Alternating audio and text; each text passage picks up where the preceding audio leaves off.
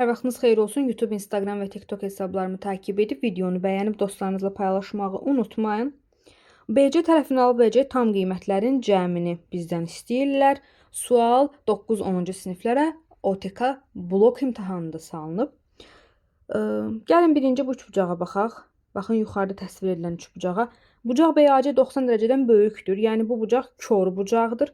Bura alfa yazaq. Alfa kör bucaqdır. Kör bucaqlı üçbucaqda kör bucaq qarşısında duran tərəf hansı aralıqda yerləşər? BC tərəfi yerləşər kök altında. 6-nın kvadratı üstəgəl 8-in kvadratı ilə 6 üstəgəl 8 arasında. Bu bir qaydadır. Bunu öyrənmək lazımdır. Bu da hesablasaq 10 ilə 14 arasında yerləşər.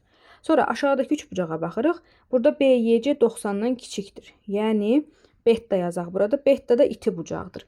İti bucaqlı üçbucaqda isə BC harda yerləşər? Hansı aralıqda yerləşər? Qeyd edək. Modulda 12 çıx 5 ilə kök altında 12-nin kvadratı üstəgəl 5-in kvadratı arasında. Bu da hesablasaq 7 ilə 13-ün arasında yerləşər. Deməli, bir bu şərtə baxacağıq indi. Bir də bu şərtə ortaq olan BC qiymətlərini seçib yazacağıq.